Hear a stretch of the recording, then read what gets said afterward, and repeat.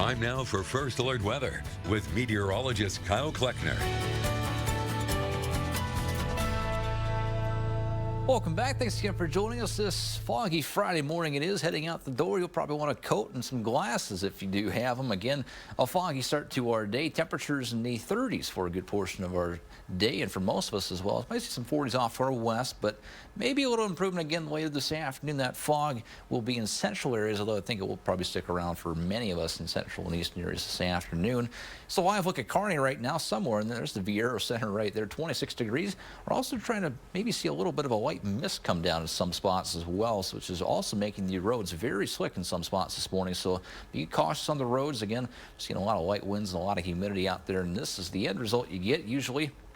A lot of dense fog across many of our central areas right now. Actually, quite a bit of a difference here between Kearney and Lexington. A quarter mile of visibility at Kearney and 10 miles of visibility, which is usually standard visibility at Lexington there. But once again, most of that fog situated over central parts of our coverage area. The worst of it in and around the Tri-Cities, Holders as well, parts of northern Kansas. So once again, that fog just not going away. And we do have a dense fog advisory in place for a good portion of our coverage area once again until noon central time today. Look out for that fog and potential for that freezing fog. Maybe that little light mist out there as well could make the roads slick. So be careful traveling this morning again. Wind speeds right now, they're out of the north and west, roughly 5 to maybe 10 miles an hour in some spots, but those winds aren't all that bad. Those winds should remain out of the west and northwest for today. Should be on the lighter side.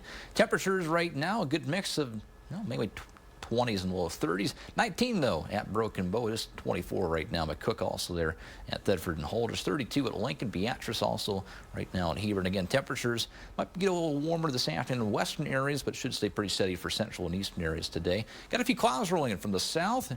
To be moving in here to the Tri-Cities before too long as well. There is a little precipitation just off to our south and west right now too, but that should stay off to our south for today. Shouldn't really be seeing much in the way of precipitation, if anything at all, outside of this potential light mist that we're seeing in some spots this morning.